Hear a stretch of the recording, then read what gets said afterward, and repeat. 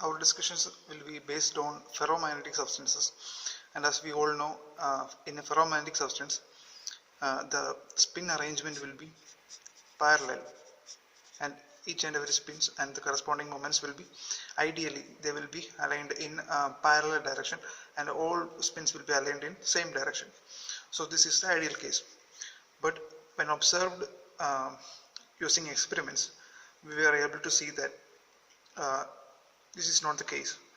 Actually, these spins are not aligned exactly like this, and we need to apply an external magnetic field BA, say B. So we have to apply an external magnetic field BA to induce the ferromagnetic condition into that sample.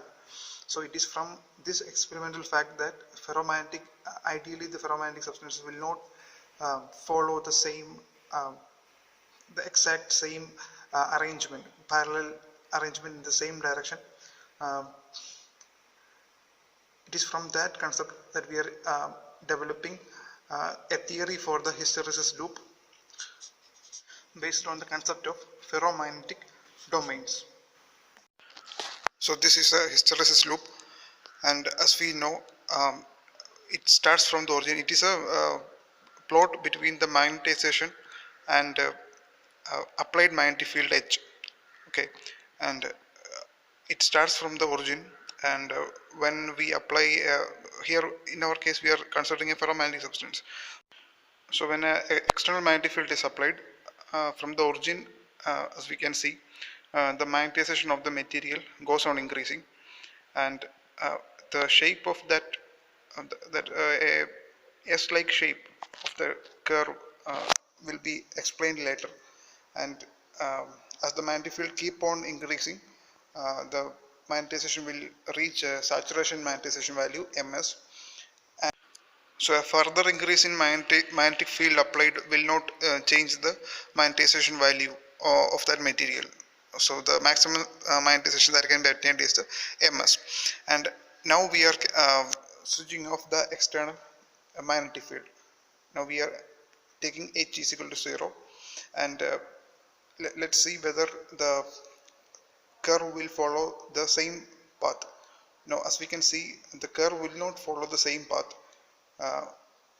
When the applied magnetic field becomes 0, the curve, as you can see the arrow there, from the saturation magnetization, it comes down and intercept with the y-axis.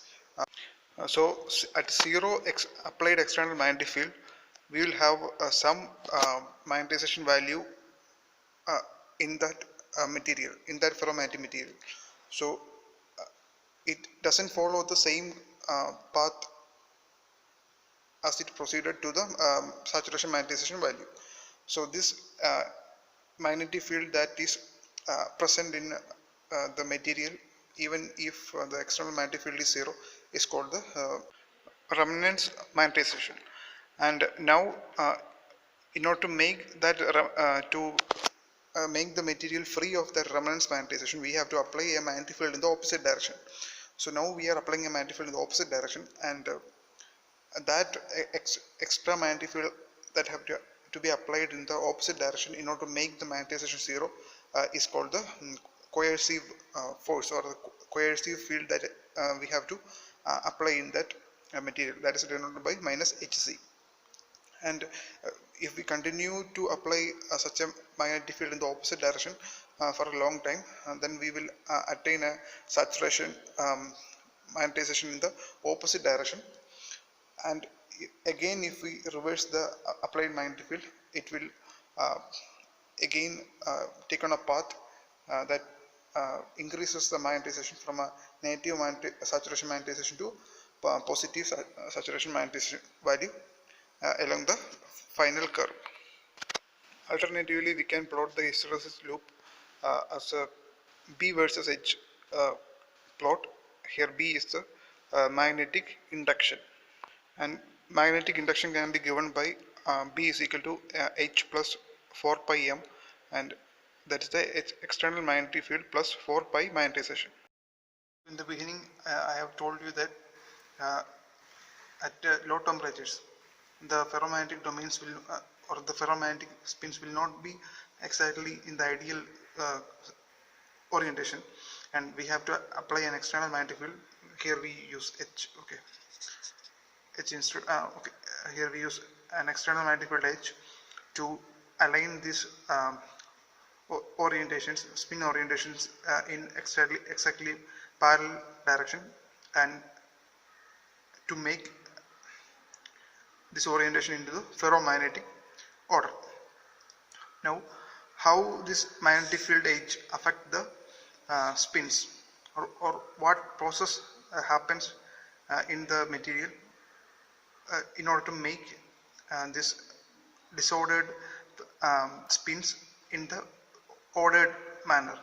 So how the magnetic field affect the spins that are disordered and make them into a ferromagnetic order. And for that we need to understand this concept, the effect of magnetic field, we need the Weiss theory of hysteresis. Okay.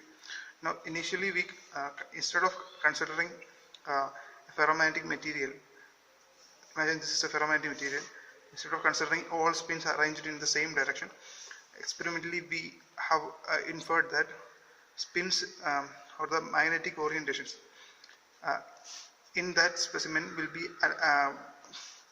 be separated into small subsections called domains. So inside a material there will be large number of domains, and each domain will have a particular orientation of the magnetization. Each domain will have a particular orientation of magnetization that will be aligned in various different directions. So if we take a vector sum of all these if we take all the orientations of spins or the magnetizations in constituent domains and take the sum, most probably we will get a very low value or zero value. Okay, this get cancelled each other. Okay, so now into this domains that are aligned in various directions, we are applying a external magnetic field H. Now how this H, externally applied magnetic field, will affect these domains, and Weiss theory states about two independent possibilities that try to explain the effect of this externally applied magnetic field on these domains. So how the H leads to magnetization. So after applying this magnetic field, this disordered domains will be getting into an ordered shape, and that will correspond to a ferromagnetic order. How this transition happens? In order to explain this, we have two possibilities. So how the externally applied magnetic field leads to magnetization? We have two independent processes taking place in that material.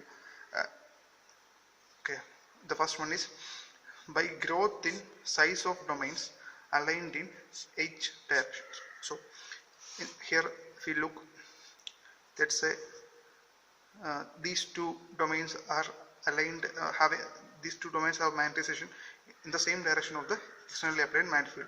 So while if we apply an external magnetic field, these domains that have the same magnetization orientation as the externally applied magnetic field, they start to grow. These domains will start to grow, okay, at the expense of other domains that are aligned in other directions.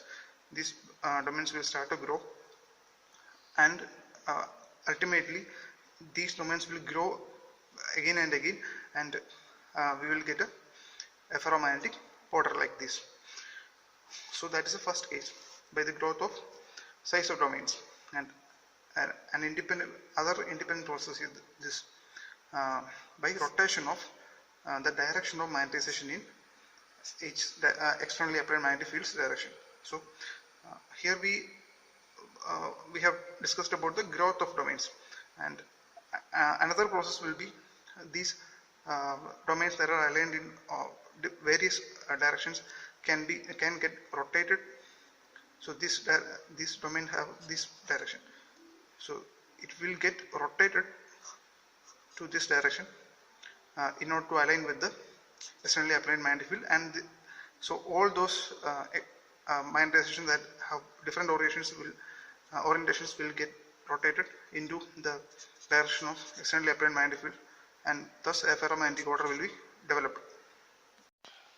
Here in the first diagram we can see an unmagnetized material, ferromagnetic material, and in that material all the magnetization will be aligned in various directions, so the net magnetization will be 0. And in the second picture we are seeing the same domain in an externally applied magnetic field, and so the magnetization that is having the same direction as the externally applied magnetic field will start to grow at the expense of other magnetization orientations, and at last the magnetization that is having the same directions as the external magnetic field will dominate the material, so a ferromagnetic condition will be obtained. So this is the magnetization by domain growth, and in the third figure we are seeing magnetization by rotation. Here the magnetization that have different orientations other than the externally applied magnetic field will get rotated into the direction of the applied magnetic field to obtain the ferromagnetic order.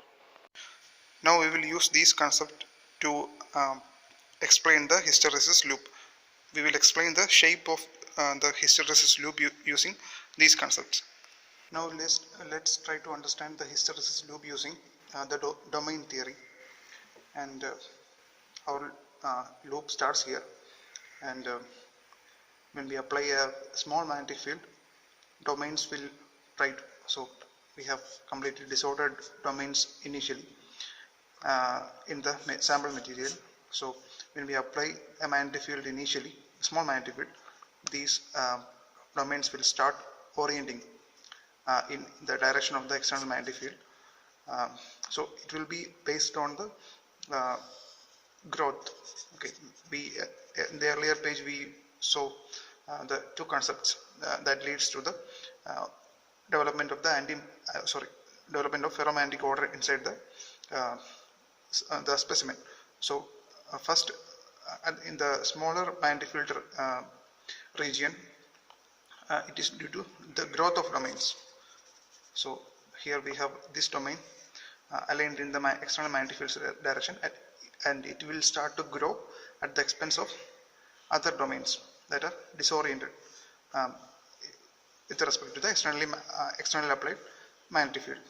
Now when the magnetic field keep on increasing, so okay, in the first I can call this as the first phase, and in this phase, even if at this point I am switching off the externally applied magnetic field, then this curve will follow the same path. Okay, it will follow the same path and come back to the origin. Okay, so this is a reversible region. So when I switch off the externally applied magnetic field, this domain will get smaller and smaller, and the other orientations will get stronger and will get the initial position. Since these domains are this domain growth is reversible in this region. Now if again we are increasing the magnetic field, and now the domains will grow bigger and bigger, and in this region the domain growth is irreversible. Okay, now even at this point, if we switch off the externally applied magnetic field, it will not follow the same path. It will follow a path like this, maybe a path like this, and that will cause a permanent magnetization in that material. So in this region, the growth of domains are irreversible, and so a net magnetization will apply, even will be there in the system even if we switch off the externally applied magnetic field. And in the third phase, this is the second phase, and in the third phase we will have the rotation of magnetic magnetizations. So if this is the applied magnetic field, these magnetic field get rotated in that is the second phenomenon we have discussed earlier. This magnetization will get rotated in the direction of the applied magnetic field to this will get rotated in this direction to make this specimen into the ferromagnetic order. Okay, and at higher magnetizations, at a higher externally applied magnetic fields, the twisting of magnetization that are aligned in different directions will take place in the direction of the externally applied magnetic field. And now at higher fields, all the magnetization will be in the same direction of the externally applied magnetic field. So we have saturation magnetization. And now if we switch off the externally applied magnetic field, this will not follow the same path because the domain boundary changes that have undergone within the system will not get replaced into the initial position too quickly. So it will have a net a remnant magnetization within the system even if we switch off the applied magnetic field. And if we want to make the net magnetization zero, we have to apply a magnetic field in the opposite directions, and that is called the coercive force field, and that will make the net magnetization zero. And from here also, if we apply more and more negative magnetic fields, it will follow a path same as this plot. Okay, the explanations of the rest of the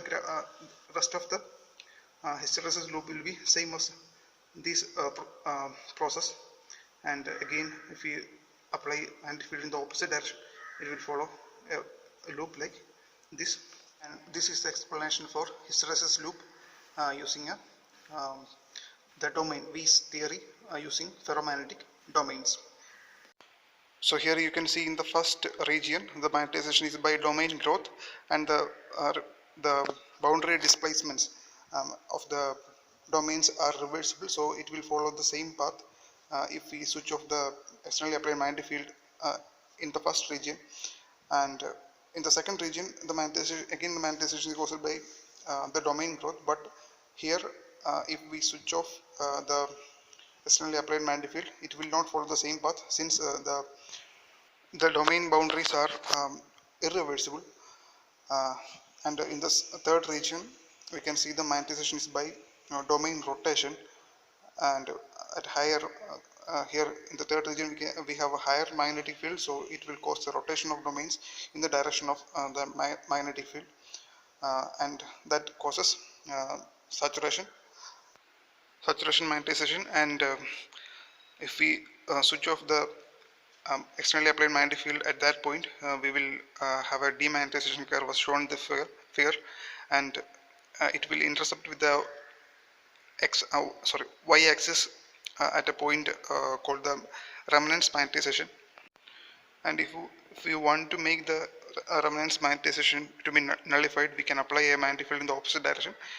So we have to use a coercive force, and that will make the magnetization plot to hit the zero net magnetization.